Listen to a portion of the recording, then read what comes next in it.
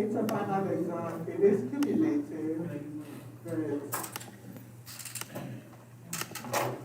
You're already tired anyway. I don't want to get you more worn out than you already are.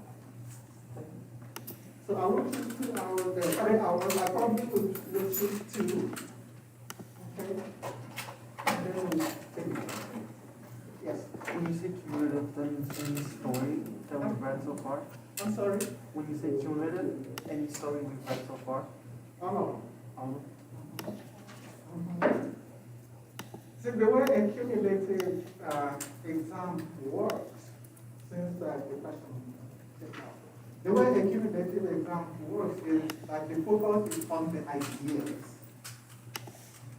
Okay? And so, even when there isn't a question that directly addresses a particular story, my assumption is that you will know to use that story, whatever the contents are, to support. Okay? So your job is to work hard enough with the readings and be able to know which stories align with which ideas. Okay, yes. So is it going to be ideas or is it going to be like a question? Mm-hmm. Like the first mention was ideas, right? Like the retriever was an idea. Like what? Ideas. Mm-hmm. Like you can go based off this idea. So it's gonna be like that. The question, I don't know. I don't have the questions yet. I'm really being honest about this one. I don't have the questions yet. But going from past experience, and I've been doing this for a while. Say, for example, okay, give me a story. Give me a reading assignment. That's not part of the essay group. That's not. That's an actual literary piece. Any story. And then we can walk through it. What's your favorite? Let's start with what's your favorite story? Whoever raises their hand will do their favorite story. Yes. An old establishment. Huh? An old establishment. An old establishment. Okay. Okay. So what is the main idea in that story? Well, in my It's your story, so you have to tell us. the way I saw it is survival of the fittest. Survival of the fittest. Just because the new manager took over and tried to implement the new procedures, and even though that kid's not working in this place, he went to the different store, made it work, and bought out the original store. Okay, so why is the title then? If it's survival of the fittest, why is the title an old and establishment? Because he couldn't change it. Like managers out tried to change it to this way, but he said there's too much of history here. So he's like, I'm gonna move somewhere else. So he did. Who is he? Manager. The manager's out. The manager. So you're saying the story is about the manager, but the title is different. No, not per se, but and saying that the whole point was that the old established name was the past, and then that's why an old established name. Okay. So where are we telling the story? It's past. Mm-hmm. Why? Everybody, you need to now start talking to me. If an old and established name is a title about something that's defunct, why are we telling this story to begin with? Why did this person write this story? Why did this person tell this story if an old and established name is out the door? Actually, this is sort of critical thinking, hearts and minds. Yes. Well, the author Lao Shi, he wrote it in a time when in China.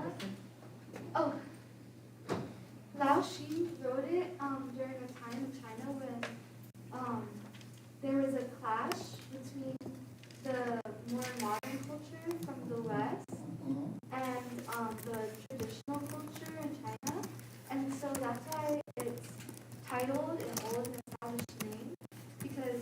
going off of like the survival of the fittest, it had to do with the traditionalism versus modernism, and with the introduction of like the Western capitalist practices versus Confucian beliefs that they had in China.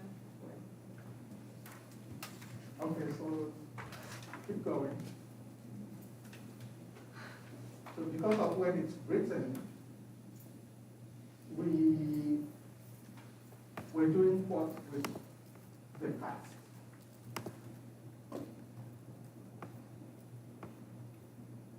It's kind of like a clash with the past and the present slash future, and it's acknowledging the past, but it's at the same time like almost like a eulogy, like. It's a huge. I like that. I like that. It's a funeral oration, right? Of the past. In a way. I'm liking that. Keep going. It's reflected in the different characters. The two managers. Manager Zhao is the symbolizing the modernism and the introduction of the kind of corrupt capitalism. And the old manager, I don't remember his name exactly, but yeah, Manager Xian. He represented the like traditional ways of business handling and the just culture in China before the Western practices were introduced. Okay. So let's hold that somewhere. Hold that idea, hold that thought somewhere. Is there any comparison with the Enlightenment?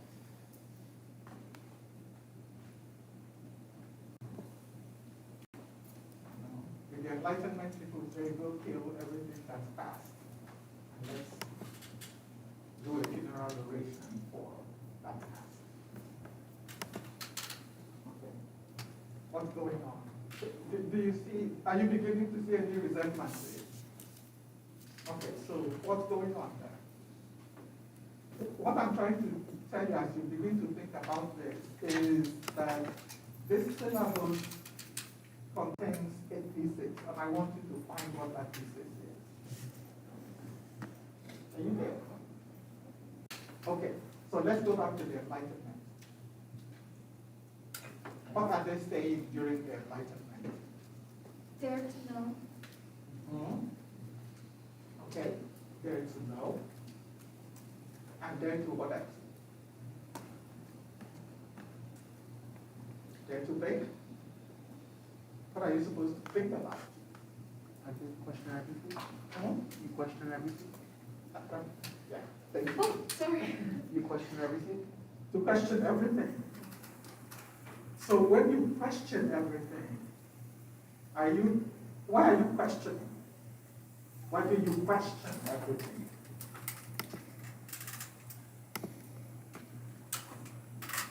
What is it that initiates questions about everything? And remember, you say everything, so everything from and going forward. Right? What's going on when you question everything and you engage? You engage what? You engage knowledge and knowledge production. Yes. What I'm thinking is like we evolve, the more we question, the more we say, why does this look like that? We move towards that. Okay. So, how does that relate to the answer you were giving us at the beginning about survival of the fittest?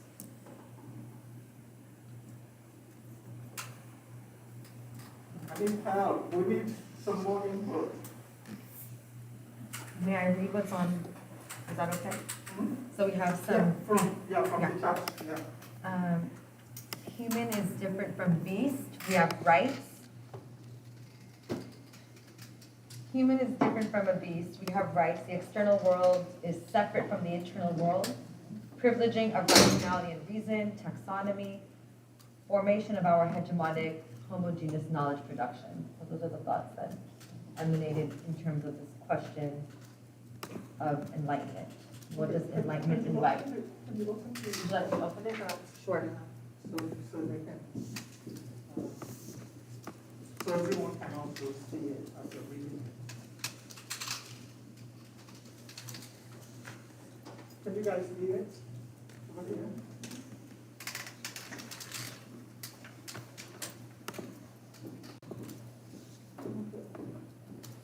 So, privileging of rationality and reason, personality, and so on. So remember we're talking about unfold and establishment. And the discussion about unfold and establishment is the impetus for the beginning of the Enlightenment. Okay? So it's not just about China or Africa or South America. It's about the way humans think about human advancement. Okay? As Frederick Douglass says, truth has no color. Right? Yes. I was just going to ask, in terms of this notion of advancement, so while enlightenment thinking does encourage to question everything, but wouldn't the process of the old and established name, maintaining that to some extent, go against the kind of external desire to move in a singular direction with, as Madison was saying, the rise of Western capitalism? So the kind of pushback against that would, and I think that would align itself with a form of enlightenment thinking, right? That challenges the kind of seemingly. Maybe not, because what do the Enlightenment thinkers say about monarchs? They're actually European monarchies. You remember?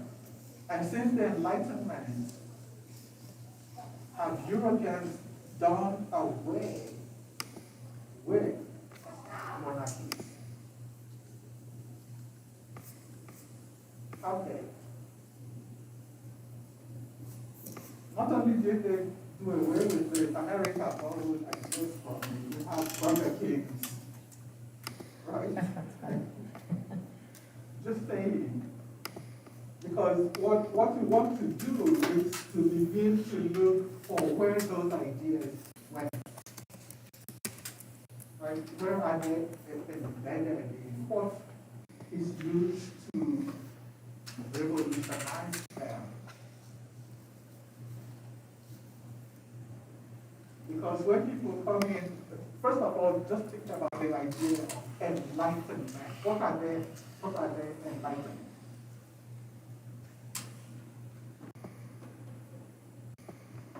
You want to go back to that reading, that set of readings, and look at what those thinkers are doing. Because they're saying we're going to shed light on certain ideas, certain practices, certain places. And if you notice, we're still talking about an old established name.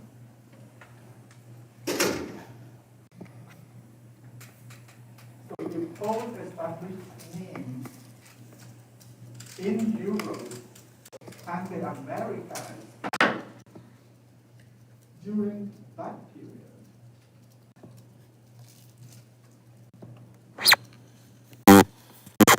we're having some light shed on them. Are you there? But as we look at the story, what we want to pay attention to, we started with background and setting. And when you look at background and setting, from an African perspective, which is where we are this week, the African thinkers say that geography is the mother of history.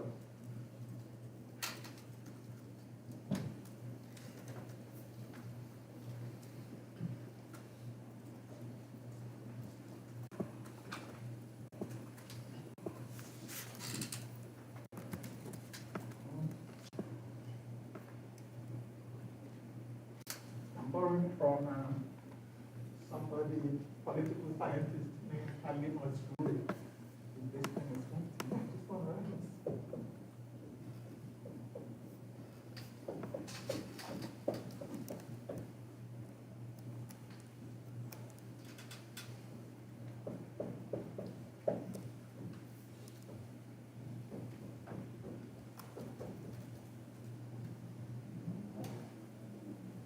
I have to find something back.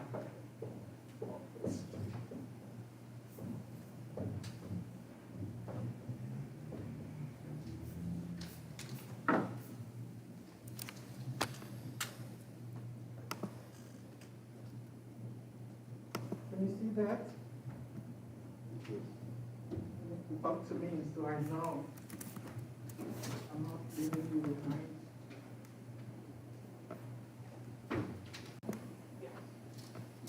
Geography is the mother of history.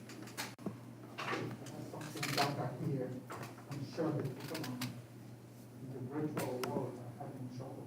I just typed it in the chat box. Oh, you did, thank you. So that also means that the people in the room are able to see it. So if geography is the mother of history, and we're talking about setting in a story, what does that say about setting and narrative and place?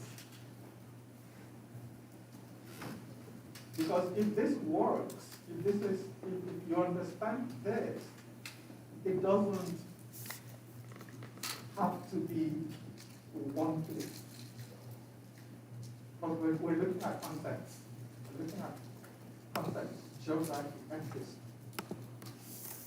And history deals with stories. And it's story. So if it deals with stories, then that means that the stories that are told that allow us to have a sense of place in a space. Does that help? Something, okay? And so what that means is that an idea like this is portable. It moves from one place to another, one geographical place to another.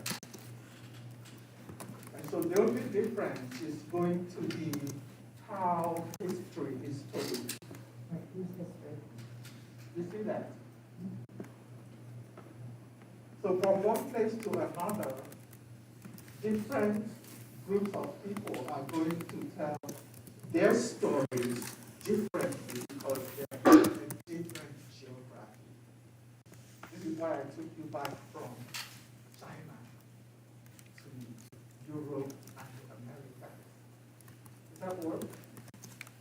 Okay. And so if you get this idea, what comes out of an African political scientist named Ali Masruri, once you are able to understand that, then when you have a story and you have a sense of what the story is saying and what it's doing, then you go back to place, you go back to background and setting.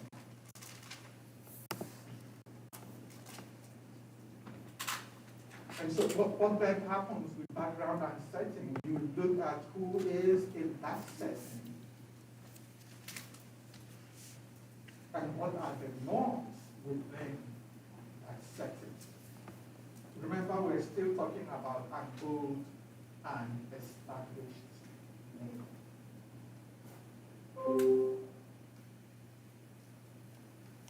we're now talking about an old and established name on two continents. Are you working with me on this? We're looking at this story, but we have moved the idea back to the beginning of class, where the stories that we started with were stories told from Europe. Okay, so what happened in Europe? Who did we first encounter in Europe? You should be looking at your syllabus at this point. Immanuel Kant. Hmm? Immanuel Kant. Emmanuel Kant. That's not a literary piece. That's not a literary piece. Oh. Okay, are we together on this? In this class, we did at least two things. Okay, we have the stories from the literature, the narratives of different people, different places, different geographies. And then we have the essays, like you're talking about. We have the analytical essays on the different places. So when we talk about the Enlightenment, okay, everybody wake up. I know you're taking notes, but wake up now so you get this. When we talk about the Enlightenment, what we read were analytical essays. Oh. There you go. Okay. Yeah. Is that help now? So that's why we were talking about those people during the Enlightenment as the thinkers of that new time. That's how we got back there. Okay? So what was one of the first stories we read? What was the first story after we read? Yes. We read the Odyssey. The Odyssey. That was the very first one. Okay, we read an excerpt from it. And everybody was, we were still online back then. That was in ancient times. We were still online fully. And we talked about the Odyssey, and we talked about somebody telling us a story about arriving at some place. Yes. Part of darkness. Heart of darkness. Mm-hmm. Okay. So you have your syllabus one. So heart of darkness. Okay. And heart of darkness, you remember the story now? Also? Okay. So heart of darkness, we talked about the frame narrative. Now remember that the storyteller in Heart of Darkness was telling us the story that someone else told them. Okay, so the focus is on his story. This is what Marlowe said. This is what Marlowe said about his travels. It is not told us directly by Marlowe. Same thing is going on with an old and established name, except that it's not, it's in condition perspective. Okay. But it also focuses on an individual. Studying the story, the narrator is able to see everything, but we're also seeing that story from a particular person's point of view. So different background. Are you beginning to hear what we're saying? As we're comparing, what we're doing is comparing narrative forms, narrative strategies narrative perspective.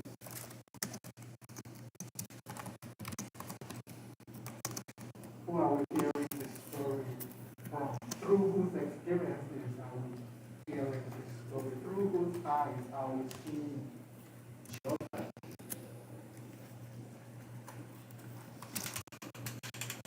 Does that help? Okay, so we go back to Angola and establish. And what do you see now? What are you able to see? Raise your voice and raise your hand and you'll get that box. Renan is willing to throw I'm it. excited to throw.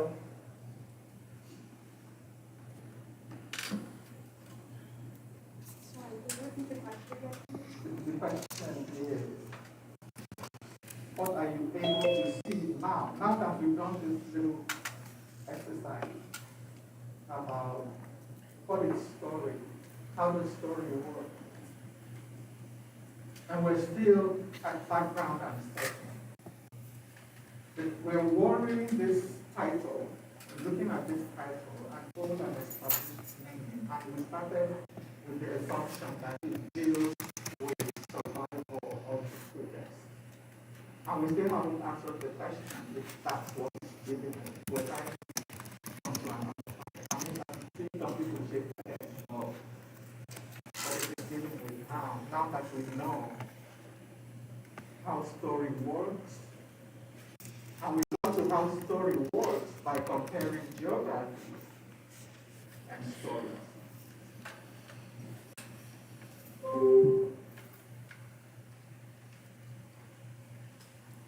And remember, at some point in that conversation, I say, when we started talking about dare to know, dare to think, and I inserted subjects, such as Douglas who say, truth is of no,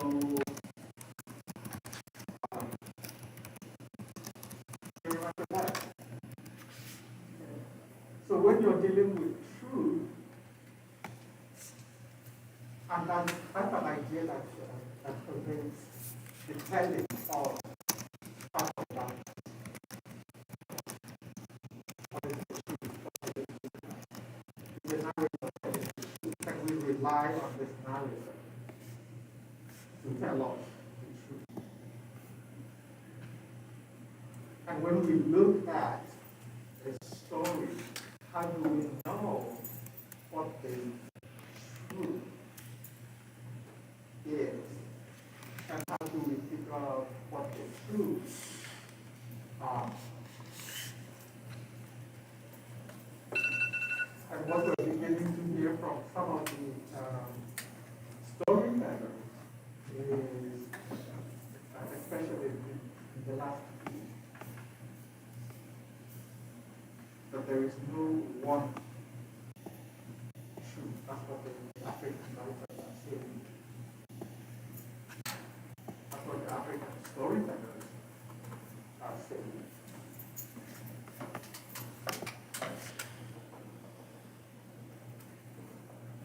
Okay, but we're still stuck on all kind of stuff.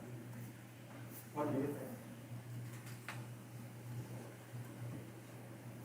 And I'm saying, I think some of you are revealing the story as we speak, or maybe you're surfing the internet, whatever. But you want to remember this story because today we're looking at it with our centerpiece. It will help us understand how to do comparative literature. How do you compare different stories? And when you compare different stories, you're also comparing different people, different characters, the different settings, the different narrative strategies.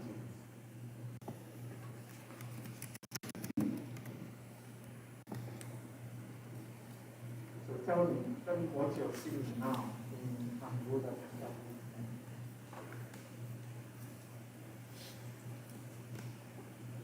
or tell me also if what you were thinking when we started is still what you're thinking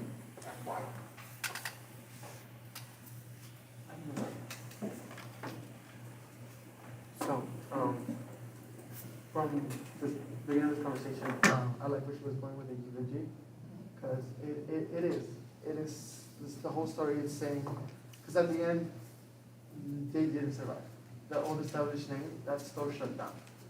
And going back to what Reno was saying, that they fought against traditional, and they did win. Like in their own little battle, they did win, because the manager left and they got their traditional manager back.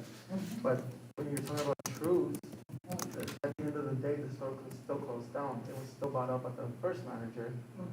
And the reality is, his way worked.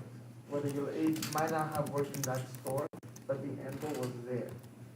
And that's why it was brought up in the story, in my opinion, because it's saying they went through all this and they did win that victory. But in the end, the change, the perspective of the first manager was the right outcome, because he won in that sense. Okay, so why would that be the conclusion? Why would we need to come to that conclusion? Because in the end of the story, in the old established name, it's saying that the old established Tell us name. which page you're on. Oh, I'm not on it. I'm remembering. The end of the story starts on page 438.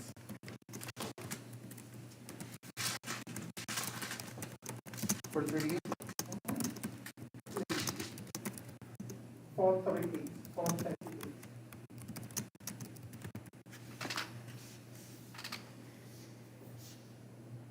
Oh, 439. Yet after a year, 14 silk store was brought out by the heaven. The heaven was the store that the manager moved to. That's how the story ended, by them getting bought out. Okay. So when they are bought out, what does that mean? That their traditional way of selling and like customer service didn't work. They were replaced by the heaven. Their old established name, the way that they did things, and ended up not working. That's why they needed a change. The change that the new manager brought was essential for them to keep surviving. Okay, the Fortune Silk store is bought out by the Heaven Silk store. What does the Heaven Silk store do? Can you go back to the description of it? And what it does?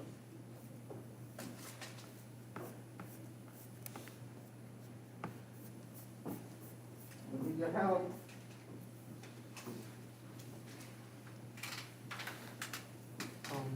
On page 437, in the middle of the text, it says, Zin came to the realization that if you plan to make money in business, you have to be a combination of magician, physics, and community. Okay. You want to find where the Heaven Silk store first shows up. Oh, Are you hearing what we're doing? Are you seeing what we're doing? Okay. So we have a conclusion, right? That the fact that they were bought out should not be our truth for now. Let's go back and see what the Heaven Silk store does. And find out what it is.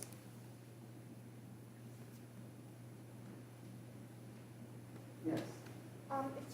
The first time they mentioned the Heaven Silk store was on page, what I saw was on 438, where it mentions in the third paragraph, the day that the fortune put out its lanterns of Volca, 2 camels appeared before the door of the Heaven Silk store. The camels' bodies were completely draped in satin sash, and flashing colored electric lights were installed on the humps.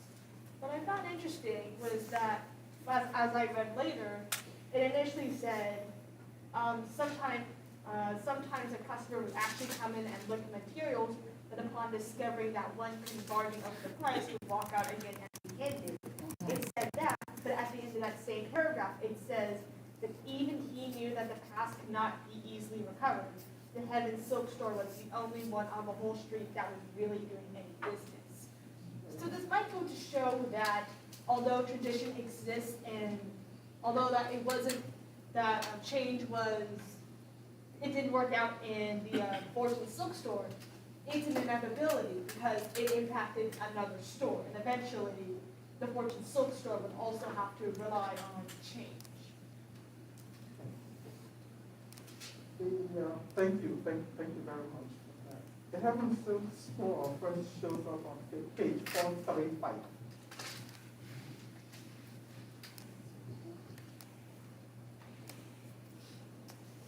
I hope you see what we're doing. The now that we've reached the end of the story, we're coming back to look at how the story evolves. Okay, so what do you find about the heavens?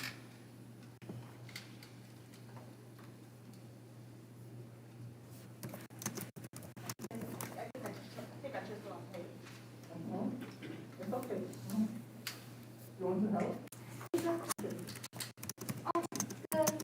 The paragraph where the Heaven Silk store is introduced is actually the paragraph where it has the quote from Manager down where it says, "We do business on our old and established name," which we've been talking about this whole time.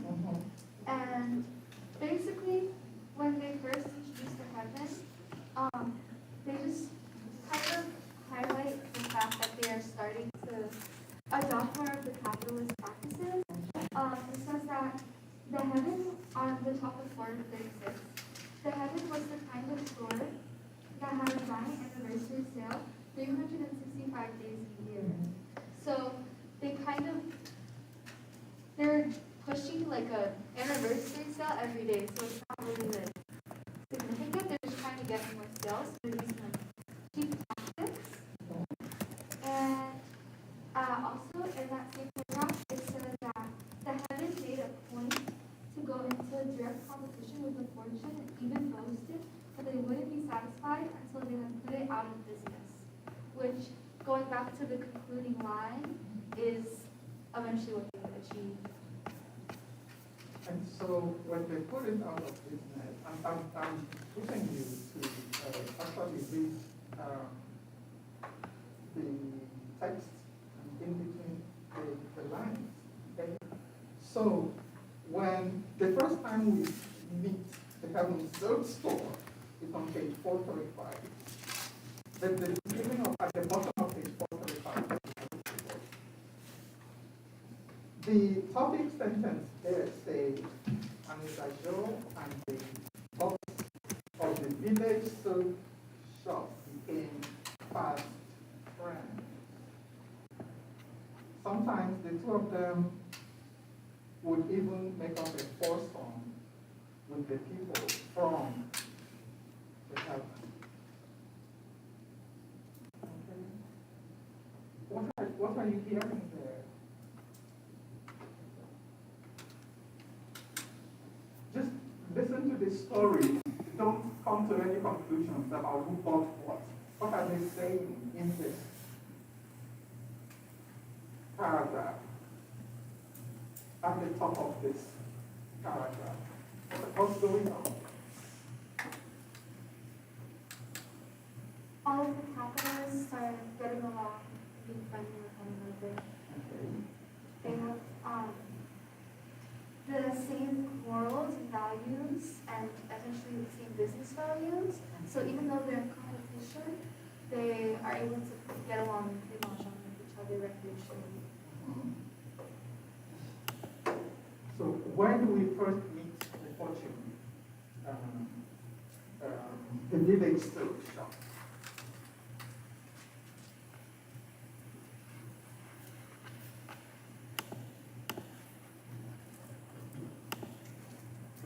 What I'm saying is that comparative literary analysis involves a little bit of investigation. Right? Yes. Yes. The village silk shop is first found on page 434 Yes. in the modern paragraph, and the introducing line to it is saying in the past his favorite object of contempt had always been the village silk shop across the street. Okay. Who is being referred to?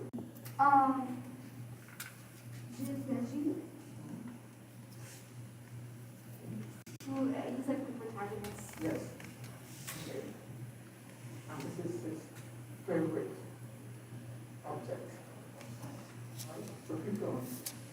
After that, it goes on to just use imagery to describe, create an idea in our minds of what the village silk shop owners are like.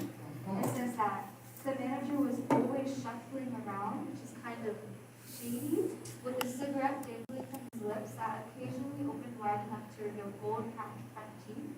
So already that image is kind of like not the most trustworthy figure. The manager's wife was forever carrying little children on her back and her arms and seemingly even in her pockets. She scurried in and out of the shop all day, clucking and cackling in southern dialects that Jin Deji couldn't make out what she was jabbering about. So that's also a negative connotation in the descriptions of her. Clucking and cackling is not like a nice way to describe how somebody speaks at all. And when the couple had a good spat, so they argue a lot, they always pick the shop to have it in, which is kind of like they have no shame. When they meet the children or best friend a baby, they always pick the shop to do it in, which again, the repetition of that reinforces the idea that they don't have any shame in like, what they're doing at all. You couldn't tell whether they were doing business or putting on a circus over there. However, one thing was certain, the manager's wife had her breasts forever on display in the shop with the baby or two in each hand. Okay, so now by page 435, they have met up with the village still have met up with everything. Okay. Is everybody now? So this is how you put this together. And if you keep going back, you come back to the fortune cell. Okay. Now, when you look at a narrative, you want to establish a number of things. And I'm not going to introduce because you're the one who, everyone is going to come up with a different conclusion based on how you read these facts, these friendships, right? This way of looking whether it's contemptuous or it's friendship or whatever it is that you find as the relationships between the people and the stores and their names. And to do a good job, you want to begin to understand what in this society is meant when somebody refers to fortune or heaven. Okay, and we encountered some of that in another story, The Good Woman. But notice that we encountered that from the outside. So pay attention to how the story is told. And whose perspective, from whose perspective are we hearing about this particular story? We've said this before. We're hearing this from Shin Dae-ji, who, like the main character, who was already used to the traditional lifestyle of the fortune silk shop. Okay, so what does selling the fortune silk being bought out by Heaven? Now that you know which store is Heaven and the association that the Heaven silk store has, what does that do to Jim Deji's voice?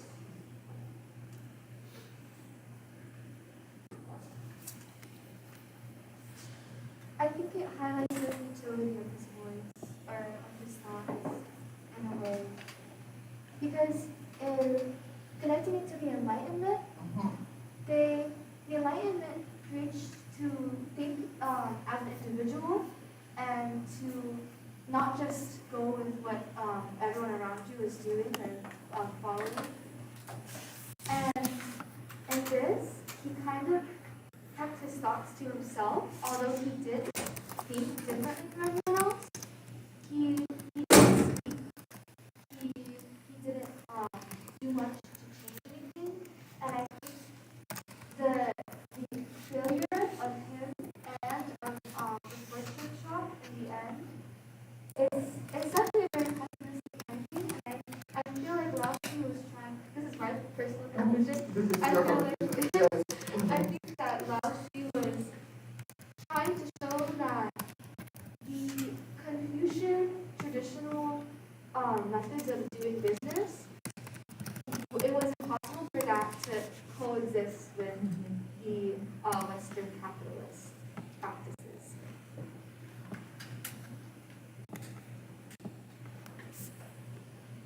that prediction work out? Unfortunately, I think it seems so long, but from where we're standing, I've only ever lived in America, so I think definitely very much so, but I really can't speak on how it would be in China. Well, so the question,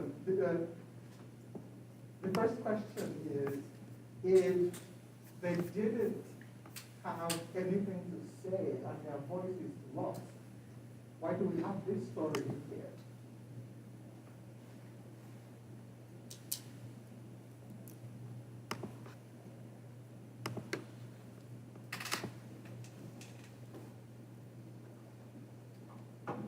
Is it a story that says, do not speak out? Is it a story that says, do not support tradition because tradition will always die? Or is it a story that says, what is tradition? And how do traditions die?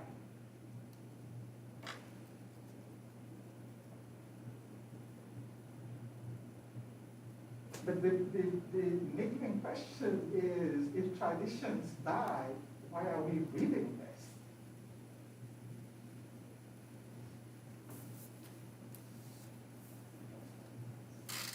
This is the eternal question between, especially the Torah and the Bible.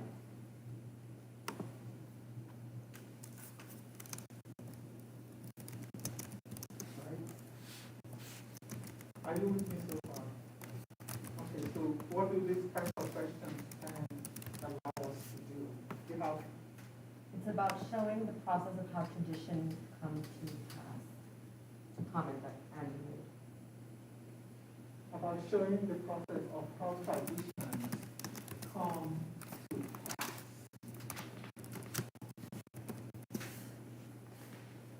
Can you elaborate on that? Andy. Unmute yourself and see, let's see if we can hear you.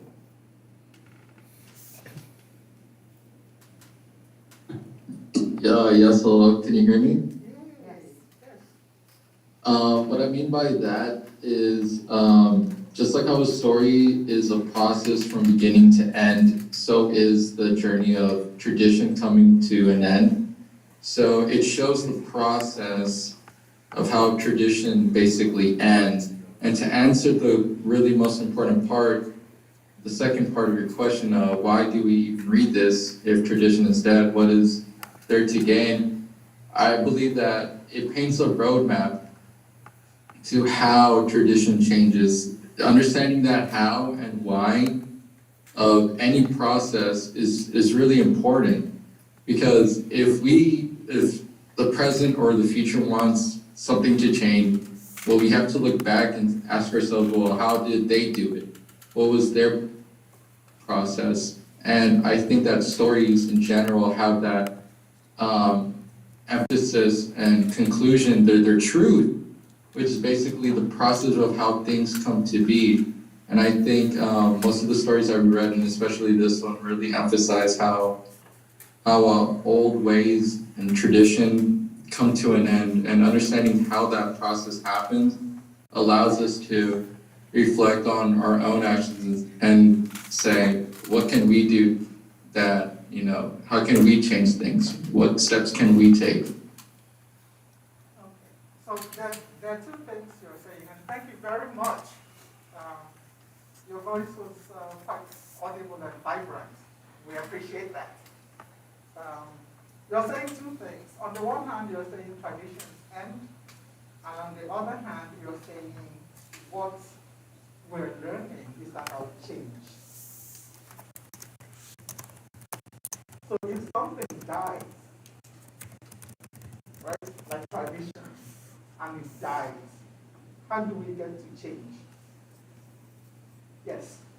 I sort of agree with what Andy said. Are you okay?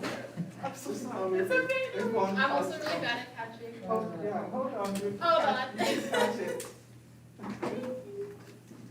Um, No, I would say I agree mostly with what Andy was saying, but I think to answer your question, I would say using a metaphoric story and in a chapter textbook style would make more sense. So, right, traditions are, they do come to sort of an end at the end of a chapter per se, but they still influence the rest of the story, right? So traditions, we build on top of them. Like, I agree with what we're all discussing, which is we review our past in order to make decisions for our future and whatever we're dealing with right now. But it's still important to look at it because it's a build-up, right? So I think with thinking of it as like an actual book, fictional, whatever, just a book, any book is fine. That's going to be your chapter, is per tradition. But the story, you don't know when it ends, if it ever ends. It's just an ever-going story. Yeah. I remember that story, that song. Do you remember that song? This is the song that... and it goes on, right?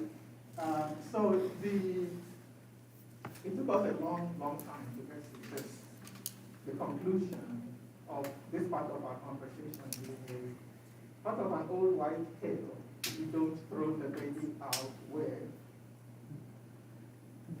You know that? You don't know that? Hey, where are you all from? You don't throw the baby out with the bathwater. Now you know it. You do not throw the baby out with the bathwater. So if you give a baby a bath in that little bathtub, you only throw out the water, right? But not the baby. Right? Why? Besides all the horrendous things that you could be charged with. Right? Because that's all you're doing is trying to clean the baby out. Right? And so when you finish cleaning out, this is the kind of conclusion we're reaching, that from the enlightenment to here, the discussion is about change. Yes? What about like when history repeats itself? Yes. Like, that's what it's telling you, this is what happened, so you don't make a change. It's bound to happen again. Not if you don't make a change, if you don't know what happened before, That's all. then it's going to come back. Okay. Right? And when it comes back and everybody has to start, this is why we read this story. Thanks. Okay. Are we together so far? So whatever kind of voice, whatever kind of tone, whatever kind of narrative strategy that a story that will really embodies, what needs to happen? Because every geography tells its history differently. And so what we're doing in Complete is to collect all the stories. Because if it didn't happen in Asia, it may have happened in Europe. If it didn't happen in either place, it may have happened in South America. And although they say experience is the best teacher, it's not the best not to have to experience something else. Are you there? So that's why we do this story. Yes. I'm still confused on the don't throw the baby out with the bathwater. I don't understand. I think I can kind of explain. From what I understand it, it's like you have a purpose, right? And it's to clean the child, the baby. So after you've cleaned them, why would you throw all your hard work away? Like all the effort you put in up to this point, why would you get rid of the baby? It doesn't even have to be a baby. It could be a cup. You wash a dish or something. You've already cleaned it. You put in effort, time, energy into learning about how to clean it properly, and then why throw it away? Okay. Yeah. Okay. Does that help? So, next time you treat a baby, make sure the baby stays. Make sure the baby hangs around, and all you throw away is the water you use to clean the baby. Right. And also, it's okay to keep the container. Right? So next time you will have a place to put the water in and do the cleaning. Yes? I was gonna say, what about the saying that history is retold by the winners? Like, who tells history? Yeah. So, wouldn't that obviously be biased based on the... With this one, yeah. So that creates a bias, right? Or that creates our understanding of a bias. Because if stories are always, because that's from a specific geography. That geography, that part of, whichever part of the world that says only the winners will tell the story of whatever wars and whatever battles. Right? And this story is saying no. Right? This story is saying the king deities of this world must be listened to. And we need to listen to them because they are the containers of the past.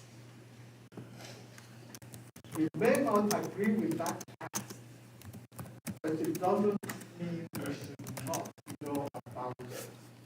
Dare to... No. Thank you. Right? You have to get, because knowing about situations like this may not be something that we want to do. And so stories like this are asking us to dare to know that this happens, to know that the banquet will also yes. Okay. And by knowing how they started out, we might be able to make a change. Is that helpful? Okay. So now you can apply this to most of these other discussions, these other narratives. If you take the example of Doris Lessing's narrative,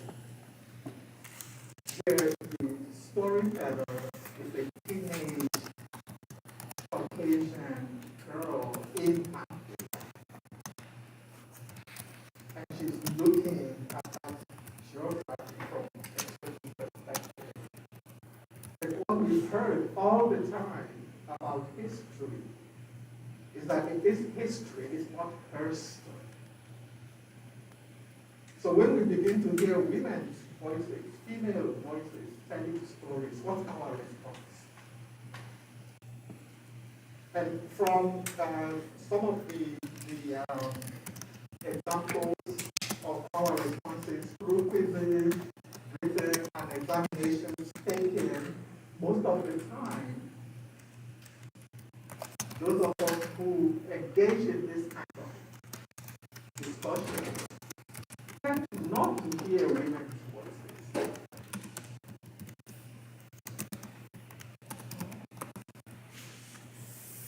And I'm not saying they won't hear them speak.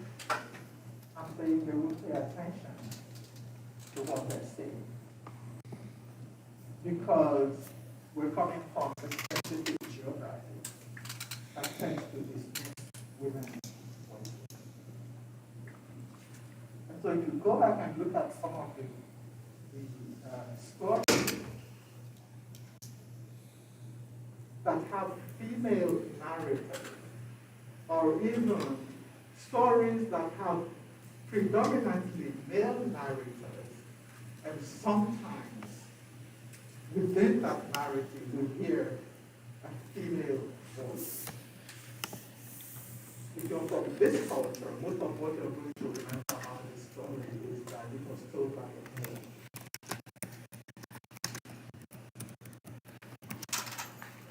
Okay, and so women's voices, history, her story,